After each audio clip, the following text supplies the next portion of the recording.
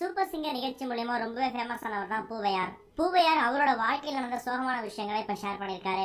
Number 1 டிஆர்பியில் இருக்கக்கூடிய ஒரு பிரபலமான தொலைக்காட்சி தான் விஜய் டிவி. இந்த விஜய் டிவி தொலைக்காட்சியில பல நிகழ்ச்சிகள் ரொம்ப விறுவிறுப்பா போயிட்டு இருந்தாலும் இதுல மக்களால விரும்பப்பட்ட அதிகமா பார்க்கப்பட்ட ஒரு நிகழ்ச்சி தான் சூப்பர் சிங்கர். இன்னைக்கு இந்த சூப்பர் சிங்கர் நிகழ்ச்சி மூலியமா ஏகப்பட்டவங்க அவங்களோட திறமையை வெளிப்படுத்தி இப்போ மிகப்பெரிய ஸ்டார்ஸா வளர்ந்து வந்துட்டு இருக்காங்க.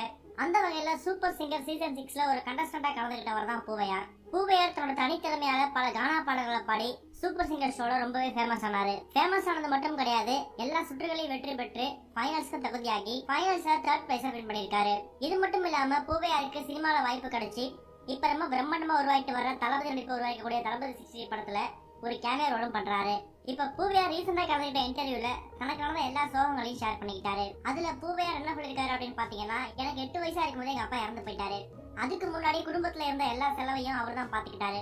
அவர் இறந்து போனதுக்கு அப்புறம் நாங்க ரொம்பவே கஷ்டப்பட்டோம். அது மட்டும் இல்லாம அவர் இறக்கிறதுக்கு முன்னாடி நிறைய கடன்கள் வாங்கியிருக்காரு, அதுவும் எங்களுக்கு தெரியாது. அவர் இறந்து போனதுக்கு அப்புறம் எல்லா கடன்காரங்களும் எங்க வீட்டுக்கு வந்து அம்மாவை மிரட்டினாங்க. அப்புறம் ஒரு வழியா அவங்களை சமாதானப்படுத்தி எல்லா கடன்களையும் கூடிய சீக்கிரம் அடைச்சிடறோம் அப்படிங்கிற மாதிரியும் அவங்க அனுப்பி வச்சோம்.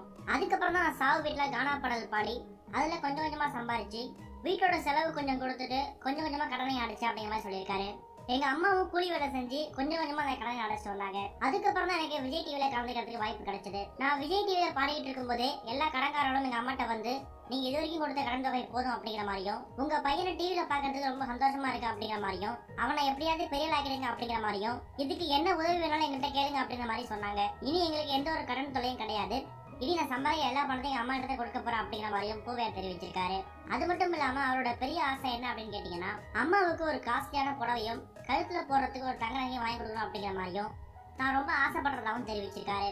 இவரோட இந்த பதில் எல்லாரையும் கண்கலங்க வச்சிருக்கு அப்படின்னே சொல்லலாம். இது ஒரு பக்கம் இருக்க, ஆரம்பத்துல இருந்தே தன்னை பின்தொடர்ந்து வர எதிர்ப்புகளையும் விமர்சனங்களையும் புறந்தள்ளிட்டு தனக்கான எல்லையை விரிச்சுக்கிட்டார் தனுஷ். அது மூலயமா ஹீரோக்கான இலக்கண உடச்சரிஞ்சு திறமை இருக்க யாருமே ஹீரோக்கள் அப்படிங்கிற ஆனந்தம் தெரிவிச்சிருக்காரு. 2012ஆம் வருஷம் வண்டர்பால் ஃபிலிம்ஸ் அப்படிங்கிற பேர்ல பட தயாரிப்பு ஆரம்பிச்ச தனுஷ் அது மூலயமா 10க்கும் மேற்பட்ட படங்கள் தயாரிச்சிருக்காரு.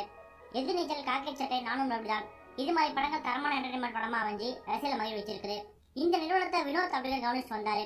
ஆனா கணக்கு வழக்கில் குறைவுல இருந்ததால அவர் தனுஷ் பண்ணிக்கிட்டாராம். அது மட்டும் இல்லாம வண்டர்பால் ஃபிலிம்ஸ் நிறுவனத்தை அவர் கைவிட்டார் அப்படிங்கிற மாதிரி சொல்லப்பட்டிருக்குது.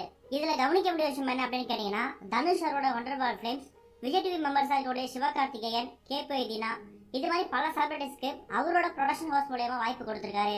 அந்த வகையில இப்ப நம்ம தகுந்த வட்டாரங்கள் ஒரு லேட்டஸ்டா நியூஸ் கிடைச்சிருக்கு. அது என்ன அப்படின்னு பாத்தீங்கன்னா, தனுஷ் அவர்கள் பூவையாருக்கு ஒரு சான்ஸ் கொடுக்க போறதாகவும் அவரோட அப்கமிங் மூவில பூவையாருக்கு ஒரு காமெடி ரோல் பிளே பண்றதுக்கு ஒரு கேமரா ரோல் கொடுக்க போறாரு அப்படிங்கிற மாதிரி தகவல் கிடைச்சிருக்குது. இது ஒரு பக்கம் இருக்க, தல அஜித் அவர்கள் கூட சுவாதி சேர்ந்து நடிச்ச படம் தான் வான்மதி. இந்த சுவாதி ரீசெண்டா ஒரு பேட்டி கொடுத்திருக்காங்க. அதுல அவங்க வான்மதி படப்பிடிப்ப ஜூனியர் ஆர்டிஸ்ட் படப்பிடிப்பு பார்க்க வந்த ரசிகர்கள் சில பேர் கிண்டல் பண்ணாங்க. உடனே அஜித் அங்க போய் தட்டி கேட்டாரு. பெண்கள் கிட்ட விட சண்டை போடுறதா அப்படிங்கிற மாதிரி துணை நடிகையாக சண்டை போட்டாரு. பொதுவா ஹீரோக்கள் இப்பெல்லாம் செய்ய மாட்டாங்க, ஆனா அஜித் அவர்கிட்ட இருந்து சற்று வித்தியாசமா இருந்தார் அப்படிங்கிற மாதிரியும் பெண்கள் மேல மரியாதை கொண்டு அப்படிங்கிற மாதிரி தெரிவிச்சிருக்காங்க. சுவாதி வரிசையில அக்ஷரகாசன் அவர்களும் தல அஜித்தை பத்தி பேசியிருக்காங்க. அப்ப அவங்க பேசும்போது அஜித் மாதிரி ஒரு பர்சனாலிட்டியை மனிதாபிமான நபரை நான் பார்த்ததே கிடையாது, அவர் பண்புகளை சொல்றதுக்கு வார்த்தையே இல்ல, அவரோட தன்னம்பிக்கை வைக்க வைக்கும், அவர் வேற லெவல் கேட்டகரி அப்படின்னு சொல்லியிருக்காங்க. இதை பத்தி நீங்க என்ன நினைக்கிறீங்க? உங்களோட கருத்துக்களை கமெண்ட்ல போஸ்ட் பண்ணுங்க. இந்த வீடியோ உங்களுக்கு பிடிச்சிருந்தா லைக் பண்ணுங்க, ஷேர் பண்ணுங்க.